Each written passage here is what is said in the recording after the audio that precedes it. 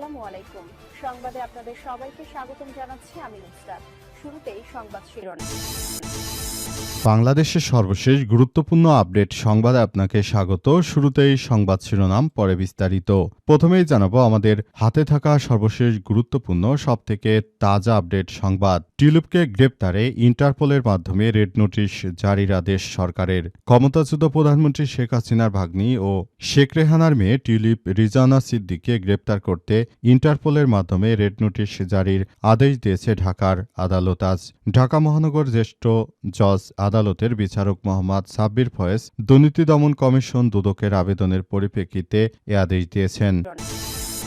এরপর জানাবো বরিশালে আইনজীবীদের আদালত বর্জন, ভোগান্তিতে বিচার প্রার্থীরা।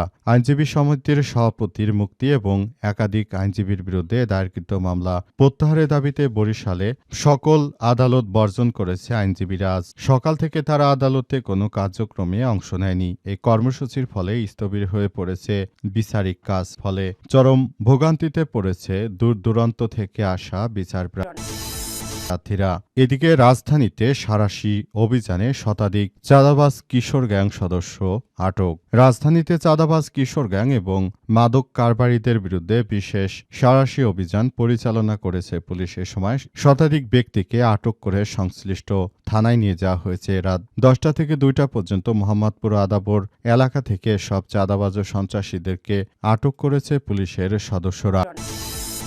জানাবো জুলাই হত্যাকাণ্ডের মামলায় সাবেক এমপি বদির জামিন। জুলাই আগস্টে সংঘটিত হত্যাকাণ্ডের মামলায় কক্সবাজারের সাবেক সংসদ সদস্য আব্দুর রহমান বদিকে জামিন দিয়েছে আদালত। আজ বৃহস্পতিবার তাকে জামিন দেওয়া হয়েছে। এবং সর্বশেষ জানাবো শিক্ষা, গবেষণা, শিল্পকলা, সাহিত্য চর্চায় রাজনীতিকরণ সভ্য সমাজের পরিচয় নয় বললেন প্রধানমন্ত্রী। শিক্ষা, গবেষণা, শিল্পকলা, সাহিত্য চর্চা, রাজনীতিকরণ কোনোভাবেই সভ্য সমাজের রাজনীতিকরণের সঙ্গে হতে পারে না বলে বলা হয়েছে। এই ধরনের কর্মকাণ্ড আমরা কোনোভাবেই মেনে নিতে পারি না। প্রিয় দর্শক, এতক্ষণ শুনছিলেন সংবাদ শিরোনাম, এবারে বিস্তারিত। তবে তার আগে বন্ধুরা অনুরোধ থাকবে এই সংবাদটিতে একটি লাইক দিন।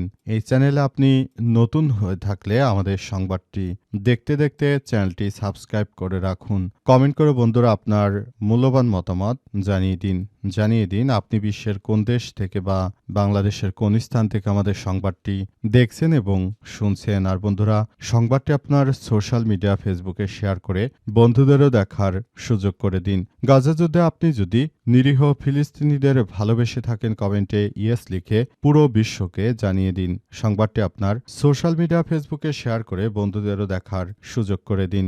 এবারে বিস্তারিত। টিউলিপকে গ্রেপ্তারে ইন্টারপোলের মাধ্যমে রেড নোটিশ জারির আদেশ। সাবেক প্রধানমন্ত্রী শেখ হাসিনার ভাগ্নি টিউলিপ রিজওয়ানা সিদ্দিক তাকে গ্রেপ্তার করার জন্য ইন্টারপোলের মাধ্যমে রেড নোটিশ জারি করেছে বিএনপি। এই ঘটনার পর পরিস্থিতি থমথমে অবস্থা বিরাজ করছে। অনেকেই বলাবলি করছেন যে বিএনপি নাকি ক্ষমতা আসলে আওয়ামী লীগের নেতৃত্ববৃন্দদেরকে কিছু বলবে না, তাহলে টিউলিপের বিরুদ্ধে তারা অ্যাকশনে গেল কেন, এমন প্রশ্ন তুলেছে অনেকে। তবে সর্বশেষ আসলে বিষয়গুলো কোন দিকে যায় সেটি দেখার বিষয়। অনেকেই এই বিষয়গুলোকে নানাভাবে সংজ্ঞায়িত করার চেষ্টা চালিয়ে যাচ্ছে। তবে সর্বশেষ তথ্য অনুযায়ী সবাইকে নিয়ে আবারও দেশের অভ্যন্তরে নানাবিধ সমস্যা সৃষ্টি হতে পারে এমনটাই মনে করা হচ্ছে। তাই এসব বিষয়গুলোকে ভবিষ্যতের একটি সুন্দর ও সমৃদ্ধির বাংলাদেশ গড়ে তোলার ক্ষেত্রে কোন ধরনের সমস্যা হতে পারে এবং এসব সমস্যায় মূলত আওয়ামী লীগ ও বিএনপির নেতৃত্ববৃন্দরা তারা আগামীতে একও হয়ে যেতে পারে। আবার এমন আছে তাদের মধ্যে বড় ধরনের কোনো সংঘাতও সৃষ্টি হতে পারে। কারণ বিএনপির কর্মকাণ্ড দেখে বোঝার কায়দা নেই আসলে সামনে কি হতে চলেছে। আবার অনেক আওয়ামী লীগের নেতাকর্মীদেরকে তারা জামিনও দিয়ে দিচ্ছে। তাহলে আওয়ামী লীগকে পুনর্বাসন করবে কি করবে না সেটি এখন পর্যন্ত স্পষ্ট হওয়া যায়নি। সবাইকে এসব বিষয় নিয়ে খুবই গুরুত্ব সহকারে দেখার জন্য আহ্বান জানানো হচ্ছে। বরিশালে আইনজীবীদের আদালত বর্জন, ভোগান্তিতে বিচার প্রার্থীরা। আইনজীবী সমিতির সভাপতি মুক্তি এবং একাধিক আইনজীবীর বিরুদ্ধে দায়েরকৃত মামলা প্রত্যাহারের দাবিতে বরিশালে সকল আদালত বর্জন করেছেন আইনজীবীরা। সকাল থেকেই তারা আদালতের কোনো কার্যক্রমে অংশ নেয়নি। এই কর্মসূচির ফলে স্থবির হয়ে পড়েছে বিচারিক কাজ, যার ফলে চরম ভোগান্তিতে পড়েছে দূর দূরান্ত থেকে আসা বিচার প্রার্থীরা। সকাল থেকে আইনজীবীরা আদালত চত্বরে জড়ো হয়ে আইনজীবী সমিতি স্মৃতি ভবনের সামনে বিক্ষোভ প্রদর্শন করেন। আন্দোলনরত আইনজীবীদের দাবি তাদের সমিতির সভাপতিকে অন্যায়ভাবে গ্রেপ্তার করা হয়েছে। এ সময় তারা সভাপতির অবিলম্বে নিঃশর্ত মুক্তি এবং অন্য আইনজীবীদের বিরুদ্ধে করা মামলা প্রত্যাহারের দাবি জানিয়েছে এবং বর্তমানে এই কার্যক্রমগুলো চলছে। অন্তর্বর্তীকালীন সরকারের প্রধান উপদেষ্টা প্রফেসর ড. মোহাম্মদ ইউনূসের সরকারের সময়ে আওয়ামী লীগের দোসরদেরকে আটক করা হয়েছিল। তবে বিএনপি ক্ষমতায় আসার পর থেকেই বিভিন্ন জায়গায় সেখানে বিএনপির নেতৃত্ববৃন্দরা তারা আওয়ামী লীগের অনেক নেতাকর্মীকে জামিন দিয়ে দিচ্ছে। তাই আদালত থেকে একজনকে জামিন দেওয়ার পর বিএনপির আইনজীবী প্যানেলের সভাপতি তখন তাদের আইনজীবীদেরকে নিয়ে আদালত এজলাসে ভাঙচুর চালিয়েছিল। এই ঘটনার পর বিএনপির ওই আইনজীবীর সভাপতিকে আটক করে নিয়ে গেছে পুলিশ। এই ঘটনার পর খুলনায় পরিস্থিতি এবং বরিশালে পরিস্থিতি এখন থমথমে অবস্থা বিরাজ করছে। সেখানে মূলত নতুন করে আবারও কার্যক্রম নিষিদ্ধ আওয়ামী লীগের নেতাকর্মীরা তারা তাদের জায়গা থেকে সেসব জায়গায় মূলত কাজ করার চেষ্টা চালিয়ে যাচ্ছে। এসব জায়গাগুলোতে তারা নতুন করে আবারও কার্যক্রম চালিয়ে যাবার সিদ্ধান্ত গ্রহণ করেছে। কিন্তু বিষয়টি আসলে কোন দিকে যাবে সেটি দেখার বিষয়। পুরো কার্যক্রমগুলো কিভাবে চালিয়ে যেতে হবে সেসব বিষয়গুলোকে সবাই দেখভাল করছে এবং সৌন্দর্যের মধ্য দিয়ে আবারও নতুন একটি সমৃদ্ধির আধুনিক বাংলাদেশ গড়ে তোলা এই মুহূর্তে আমাদের জন্য অনেক বড় ধরনের একটি দায়িত্ব বলে মনে করা হচ্ছে। রাজধানীতে সাঁড়াশি অভিযানে শতাধিক চাঁদাবাজ কিশোর গ্যাং সদস্য গ্রেপ্তার।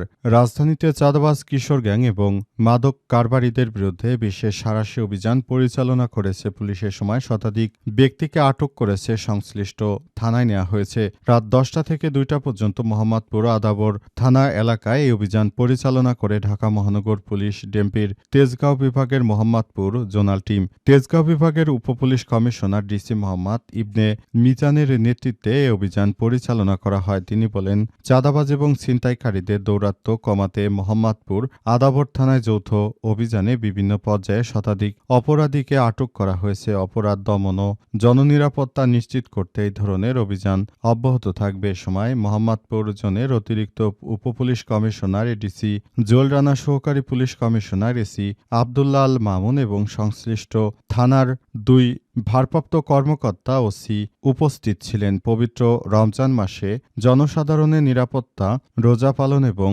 শান্তিপূর্ণ ঈদ উল ফিতর উদযাপন নিশ্চিত করতেই অভিযানটি পরিচালনা করা হয়েছে বলে সংশ্লিষ্ট কর্মকর্তারা বিষয়টি নিশ্চিত করেছেন এবং তারা এসব বিষয়গুলোকে খুবই গুরুত্ব সহকারে দেখছেন যাতে করে কোনো ধরনের বিশৃঙ্খল পরিস্থিতি তৈরি না হতে পারে। জুলাই হত্যাকাণ্ডের মামলায় সাবেক এমপি বদির জামিন।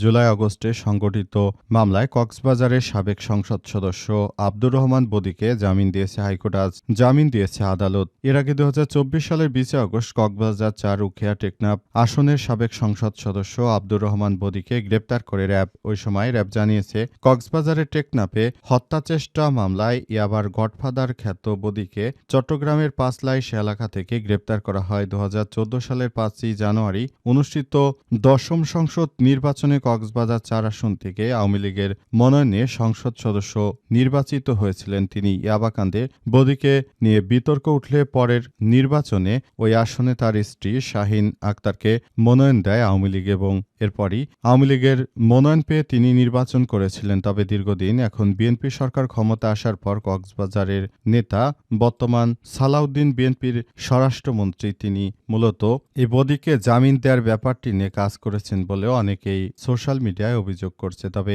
এই ধরনের হত্যাকাণ্ডের ঘটনায় কাকে জামিন দেওয়া হবে কি হবে না সেসব বিষয় নিয়ে বিএনপি ভালো বলতে পারবে, কারণ তারা যদি আওয়ামী লীগকে পুনর্বাসন করতে চায় এই মুহূর্তে তারা ক্ষমতায় রয়েছে, সুতরাং এটি তারা করতেই পারে, সেটি তাদের বিষয়ে। ব্যাপারটি নিয়ে জনগণ যতই কথা বলুক না কেন প্রকৃতপক্ষে আসলে মূল বিষয়টি হচ্ছে বিএনপির হাতে ক্ষমতা। তারা চাইলে আওয়ামী লীগকে পুনর্বাসন করতে পারবে, এটি তাদের ব্যক্তিগত ব্যাপার। কিন্তু দেশের জনগণ সেটি যদি মেনে নেয় তাহলে কোনো সমস্যা নেই। যদি জনগণ না মানে তাহলে বিএনপি কখনোই তাদেরকে পুনর্বাসনের সুযোগ পাবে না।